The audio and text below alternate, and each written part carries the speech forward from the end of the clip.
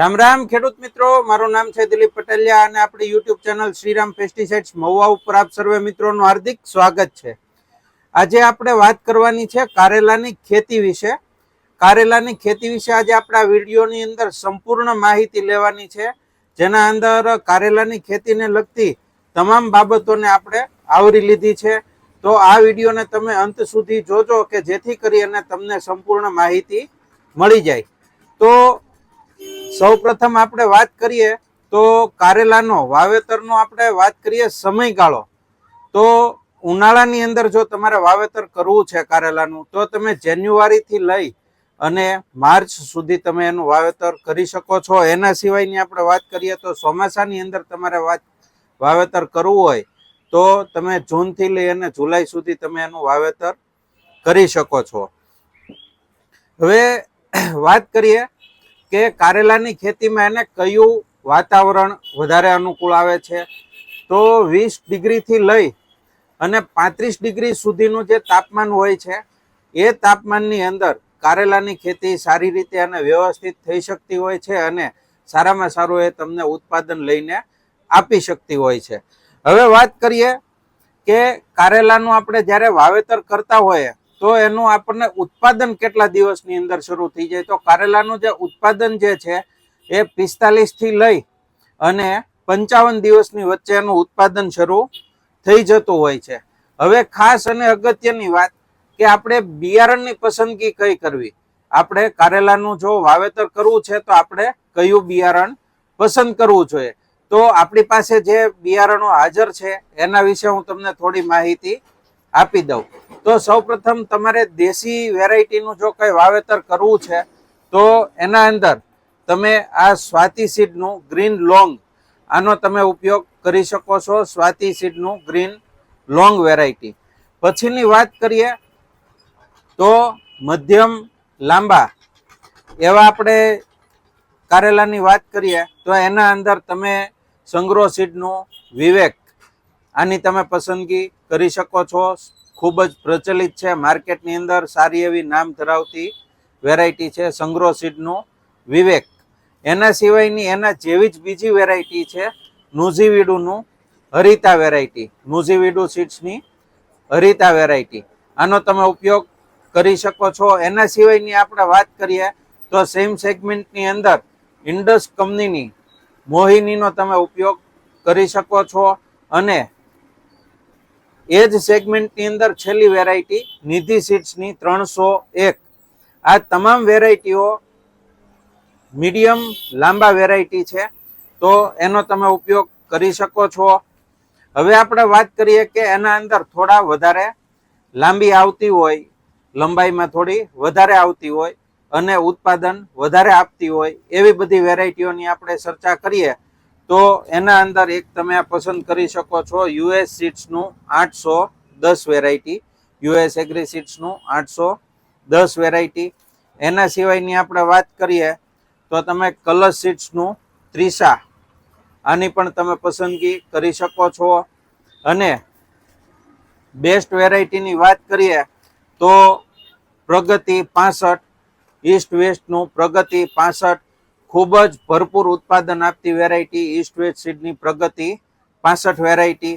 અને આ છે અજીત સીડ્સનું ગ્રીન વંડર. આ તમામ વેરાયટીઓની આપણે ખાસિયતની વાત કરીએ ને તો આના જે કાંટા છે ને એ મોટા એટલે ઉપચેલા આવતા હોય છે અને એની લંબાઈ જે છે એ વધારે આવતી હોય છે.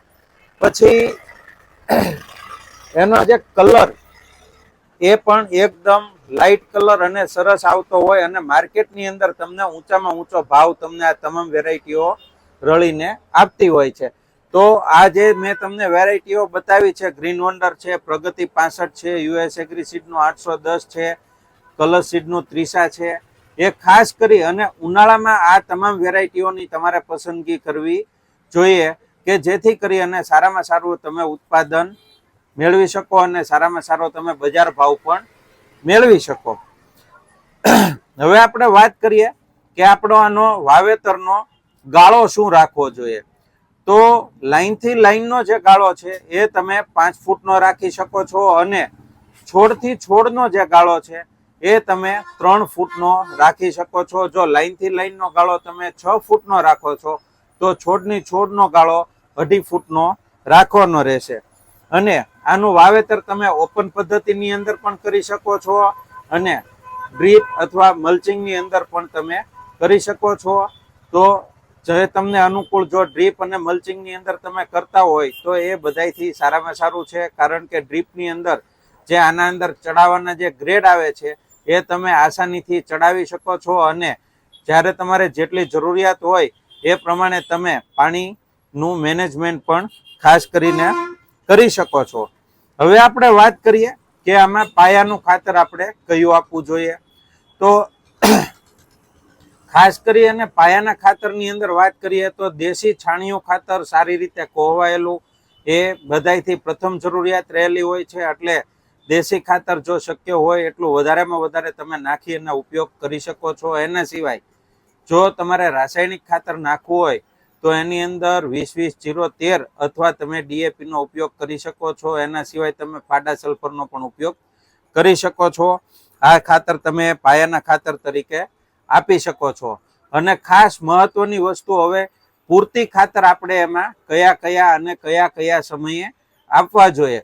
તો ખેડૂત મિત્રો, પૂરતી ખાતરની અંદર સૌ પ્રથમ તમારે 12 થી 15 દિવસના જ્યારે કારેલા થયા હોય, ઉગી અને 12 થી 15 દિવસ આજુબાજુના, તો એ સમયે તમારે પૂરતી ખાતર 19-19 જે આવે છે એ તમારે 1 વીઘાની અંદર 3 કિલો લેખે તમારે 19-19 નાખવાનું રહે છે. એની સિવાયની આપણે વાત કરીએ તો 25 દિવસ થાય ત્યારે તમારે મેગ્નેશિયમ સલ્ફેટ 1 વીઘાની અંદર 5 કિલો લેખે તમારે આપવાનું રહે છે. એની પછીની આપણે વાત કરીએ તો 35 દિવસે તમારે 12-61-0 એ તમારે 1 વીઘાની અંદર 3 કિલો લેખે આપવાનું રહે છે. પછી આપણે વાત કરીએ તો 45 દિવસે તમે 13-0-45 1 વીઘાની અંદર 3 કિલો લેખે તમે આપી શકો છો. અને 60 દિવસના જ્યારે કારેલા થતા હોય ત્યારે તમે 00-50 1 વીઘાની અંદર 3 કિલો લેખે આપી શકો છો. 1 વીઘો એટલે 16 ગુઠાના 1 વીઘા પ્રમાણે મેં આ તમને માપ કીધું છે. આ પ્રમાણે તમારે જો વીઘો નાનો મોટો હોય તો તમે તમારી રીતે માપની અંદર ફેરફાર કરી શકો છો. આજે 16 ગુઠાના વીઘા પ્રમાણે મેં તમને બધા માપ કીધા છે. હવે એના સિવાયના પૂરતી ખાતરની અંદર આપણે calcium nitrate, boron, zinc, sulphur, humic, amino acid base જે દવાઓ આવે છે જે ખાસ કરીને ફાલ માટે વપરાય છે એનો પણ આપણે ઉપયોગ કરી શકીએ છીએ. એના સિવાય મિક્સ માઇક્રોન્યુટન જે આવે છે, લિક્વિડની અંદર પણ આવે છે અને વોટર સોલેબલની અંદર પણ મિક્સ માઇક્રોન્યુટન આવે છે. તો એ બધા ગ્રેડનો પણ આપણે ઉપયોગ કરી શકીએ છીએ. હવે એ બધા ગ્રેડ તમારે કયા કયા ટાઈમે અને કેટલા પ્રમાણમાં આપવા, તો એની વિશેષ તમારે જો કોઈ માહિતીની જરૂરિયાત હોય તો તમારા જે છોડ હોય કારેલાના એના તમે અમને ફોટા વોટ્સએપ કરજો કે જેથી કરી અને અમે જોઈ નિરીક્ષણ કરી અને એમાં યોગ્ય ટ્રીટમેન્ટની અમે તમને ભલામણ કરી શકીએ. તો તમે જો કોઈ કારેલા, દૂધી, તુરિયા કે કોઈ પણ પ્રકારના શાકભાજીનું વાવેતર કર્યું હોય અને એના અંદર તમને કોઈ પણ પ્રકારના પ્રશ્નો આવતા હોય તો એના તમે મને ફોટા વોટ્સએપ કરી શકો છો કે જેથી કરી અને એના જે કોઈ પ્રશ્ન આવતા હોય એના અમે તમને નિરાકરણ આપી શકીએ. હવે વાત કરીએ કે આના અંદર રોગ અને જીવાત કયા કયા આવે છે. ખાસ કરીને ખેડૂત મિત્રો, આ જે પહેલું છે એ બહુ મહત્વનું છે અને એનું યોગ્ય સમાધાન મળવું પણ જરૂરી છે. નહીતર ઘણીવાર એવું થતું હોય કે આપણે વાવેતર તો કરી દીધું પણ પછીથી આપણો જે મોલાદ છે, પાળું છે, એ ફેલ થઈ જતું હોય છે. તો ખાસ કરીને રોગ અને જીવાતનું નિયંત્રણ કરવું એ પણ ખૂબ જ મહત્વનું રહેલું છે.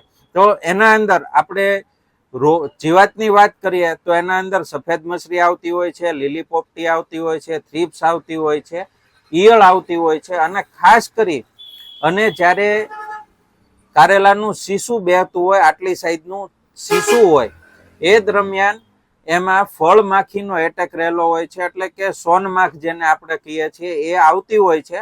અને સોનમાખ એમાં ડંખ મારી દે તો એ જ્યારે કારેલું મોટું થાય ત્યારે વિકૃત થતું હોય, એટલે કે વાંકું વળી જતું હોય છે, સીધું નથી રહેતું.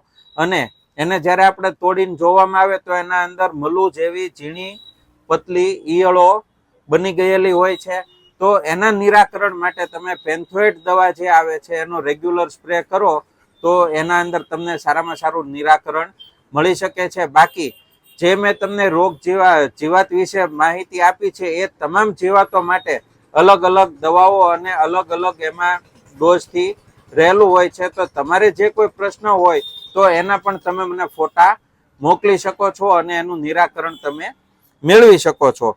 હવે આપણે વાત કરીએ કે એમાં રોગ કયા આવે, તો રોગની અંદર ખાસ કરી અને એક તો વાયરસ આવતો હોય છે અને બીજું ફૂગ આવતી હોય છે.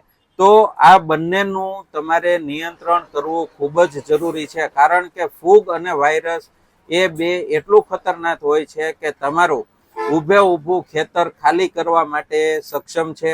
ભલે આપણે નરી આંખે જોઈ નથી શકતા પણ એ બહુ જ નુકસાનકારક છે. એટલે ફૂગ અને વાયરસ આ બંને કારેલાની અંદર ખૂબ જ પ્રમાણની અંદર આવતું હોય તો એને કંટ્રોલ કરવું પણ ખૂબ જ મહત્વનું છે. તો આવા જો કોઈ તમારે એના અંદર સિમ્પટમ્સ તમને બતાતા હોય અથવા તો તમને કોઈ એમના અંદર જાણ ન હોય તો તમે અમને ફોટા મોકલી શકો છો. પછી આપણે છેલ્લો ટોપિકની વાત કરીએ કે કારેલાની અંદર આપણે નિંદામણ નાશક વાપરી શકીએ કે નહીં. તો કારેલાની અંદર આપણે નિંદામણ નાશક તરીકે ક્વિઝાલોફોપ ઇથાઇલ જે દવા આવે છે એનો આપણે ઉપયોગ કરી શકીએ છીએ અને નિંદામણ જે સાંકડા પાનવાળું નિંદામણ છે એનો આપણે કંટ્રોલ કરી શકતા હોય છે. તો ક્વિઝાલોફોપ ઇથાઇલ તમે વાપરી શકો છો.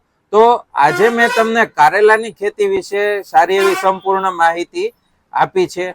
જો તમને મારી માહિતી ગમી હોય તો વિડીયોને એક તમે લાઈક કરી દેજો અને હજુ સુધી જો તમે નવા હોય અને આપણી ચેનલને સબસ્ક્રાઇબ નથી કરી તો આપણી ચેનલ શ્રીરામ પેસ્ટિસાઇડ્સ મહુવાને સબસ્ક્રાઇબ કરી લેવા નમ્ર વિનંતી છે કે જેથી કરી અને શાકભાજીને લગતા હું વિડીયો જ્યારે યુટ્યુબ ચેનલ ઉપર મૂકતો હોઉં છું તો એનો તમે લાભ લઈ શકો અને તમારી સારામાં સારી ખેતીની અંદર એનો તમે ઉપયોગ કરી શકતા હોય છો.